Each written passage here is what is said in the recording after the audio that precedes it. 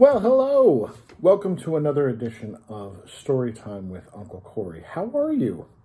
Today is Thursday, the 29th of April. And probably by the time that you see this, it's going to be Friday, the 30th. Do you know what the 30th of April is? It's a holiday. It's called Arbor Day. Have you talked about that in school? Maybe mom and dad mentioned it. Arbor Day is a very special day in which we celebrate trees. About a week ago, we had Earth Day, and Earth Day is a very big global celebration of everything that is important about the Earth and taking good care of the Earth. And about a week later, at the very end of April, we celebrate Arbor Day. Arbor Day has existed for a very long time. The very first Arbor Day was celebrated in 1594. In the little town of Mondoñedo, Spain. And that's over 400 years ago that they started celebrating. And lots of different countries throughout the world have an Arbor Day. We have an Arbor Day as well. We started celebrating it in 1872 in Nebraska City, Nebraska. That's where the first Arbor Day was in the United States. And on that first Arbor Day in Nebraska City, they planted 1 million trees. 1 million trees. That's a lot of trees. And a really good thing. And that's primarily what Arbor Day is about. It's about planting trees. It's a holiday that's usually in the spring because that's a good time to plant trees. And like I said, many countries throughout the world celebrate that holiday. Now, the book that we've selected for today is called Because of an Acorn. And it's written by Lola and Adam Schaefer, and the pictures are by Fran Preston Gannon. And this is a beautiful book if you look at the artwork here. And are you familiar with acorns? You've probably seen them in the forest, I would think, maybe with Pappy C. Acorns grow up to be oak trees. And part of the reason why I chose this book and why an acorn is special to me is because out in California, where Uncle Doug and I live, we live in the city of Oakland, which is named after the oak trees that were really dense here when it was first settled. And a lot of them have been cleared to make room for all the houses, but there's still a lot of oak trees in Oakland. So this little acorn, and I don't know if you knew this or not, will grow up to be a tree. That's how trees start. Just like all plants, they start as seeds. And you might be familiar with different types of tree seeds. If you've ever seen a pine cone holds the seeds that would grow up into a pine tree. Or a walnut. I know that Gavin has some experience with walnuts. Walnuts grow up to be walnut trees. Well, these seeds and them growing up into trees play an important part of our ecosystem. That's why we celebrate trees, because they're so important to us. Trees are part of an ecosystem. An ecosystem is all the living creatures, all the animals, all the insects, all the plants and trees, even us. We're all part of an interconnection that is an ecosystem. And a tree is an important foundation to that ecosystem. So let's learn a little bit about it. So, starting off here, because of an acorn, there's the acorn,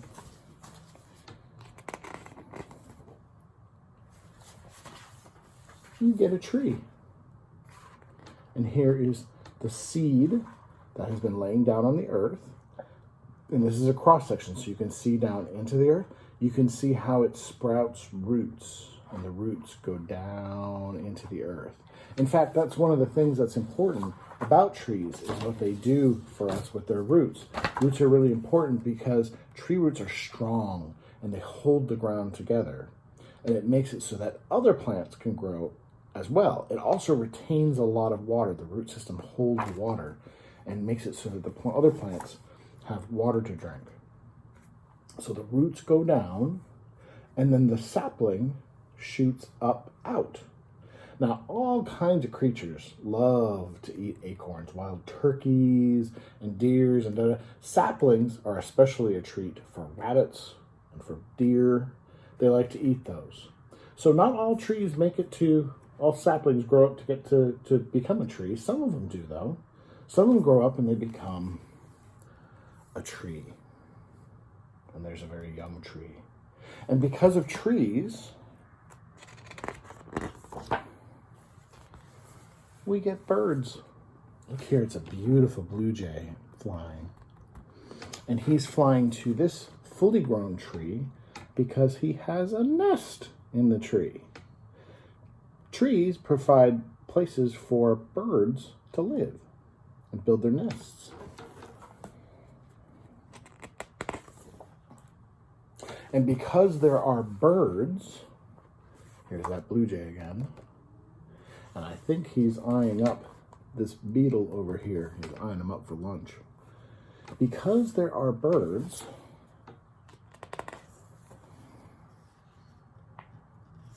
there are seeds.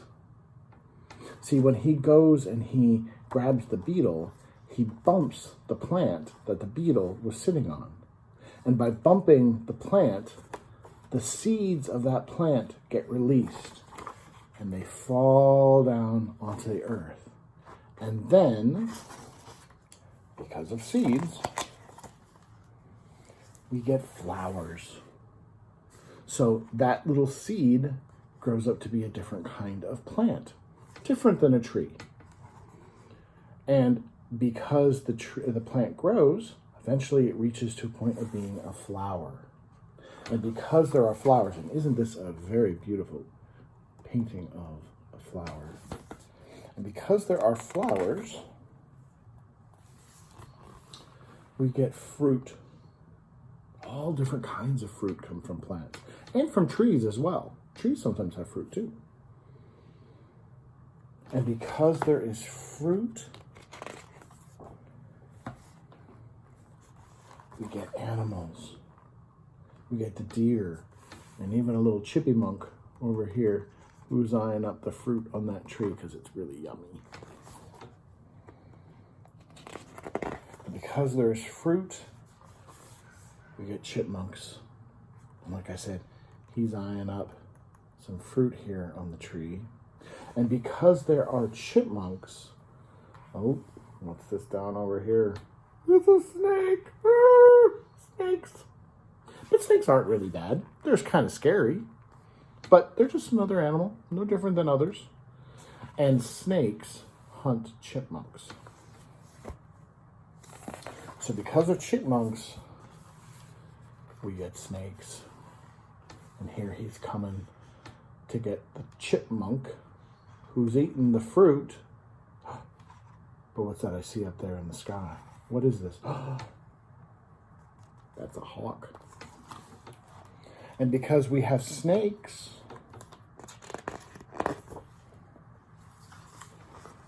we get hawks.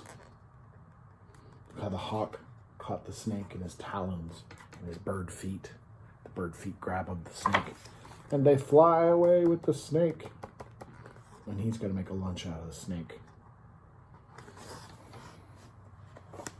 And because we get hawks who land up in trees, specifically oak trees, and they bump the tree branches as they land, and bumping the tree branches releases the acorns that have grown on the oak tree, and those acorns drop down to the earth. We get another tree because of the acorn. Here we can see another tree is starting because that acorn fell down to the earth. And that's the cycle. One thing dependent on another thing, all interconnected. And all of these little trees individually come together to form a forest. Isn't that a beautiful drawing of a forest? And humans are very dependent on trees and forests. The trees provide us with oxygen. We breathe in oxygen that the plant exhales. We exhale carbon dioxide, and that's what the trees breathe. So we're in a cycle with one another. And the trees provide us, just like I said before, the root systems go very deep. They hold water. We're dependent on that water as well. We also use the trees for the wood that's part of a tree. We use that to build our homes, to make our furniture, all kinds of things. We make our paper from that plant, from the tree. So, it's very important that we appreciate our trees. And that's what Arbor Day is about. So what are some ways that you could help to take care of trees? Well, there's lots of things you can do. One is maybe use less paper towels or napkins. Have you ever been in a restaurant, especially like a fast food restaurant, and you just grab a whole stack of napkins and then you use like 3 or 4 of them? That is maybe not so great for trees because we're taking resources that we're not actually completely using. So really just take the amount of napkins or the amount of paper towels that you need and let the rest for somebody else. That's one way you can help. Another thing you can do is you can use whatever paper you're using completely. I don't know about you, but I'm often using a tablet to write something. And if I don't like what I wrote or what I drew, I'll rip the page out and then I'll toss it, I'll recycle it. But I don't completely use that piece of paper. I made a commitment for Arbor Day and for Earth Day this year that I don't do that anymore. When I take a piece of paper and I'm finished with it, whatever that extra space is that's on it, I now try to use it all up. I might fold it up and I use it for like the little scribble notes that I need to make when I need to remind myself or when I need to do some math or when I just want to write a note maybe to Uncle Doug. And I try to use it completely up before I recycle it. So you can see there's still a little space here. There's some space here in the back I'm still going to use before I move it on. And that's another thing that you can do. When you move it on, if recycling is an option where you live, you can gather all your used paper together and you can take it to the recycling center or sit it out in the bins. Maybe they pick it up in your neighborhood. And they'll take that paper and they'll kind of boil it all down into its natural state and then make new paper out of it. And that's one way you can help, is by recycling the paper that you already have. And when you go to the store, one thing you can do is look for opportunities to buy recycled paper. So an easy example is the books that we have, okay? So this one here, the one that we just read, Because of an Acorn, if you look on the back, there's actually a little note here. And this little note here says that the paper for this book was sourced, was taken from a sustainable forest. So this paper isn't recycled paper, but it was paper that was taken from a forest.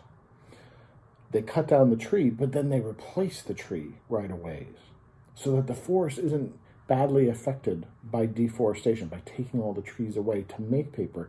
They replace it to keep the forest whole. That's one thing to keep an eye out for. Another, the book that we're going to read after this, is the Lorax. And if you look inside the Lorax, there's a note that this particular book was printed with using recycling paper. So this book didn't require any new trees to be cut down to be made. It took paper that people had used before and reused and recreated it to make this out of it. Those are ways that you can help the earth and you can help trees. So I hope you enjoyed our book. And like I said, we'll return with another video to read the Lorax shortly. Okay? All right. I'll see you in a little bit. Love you. Bye.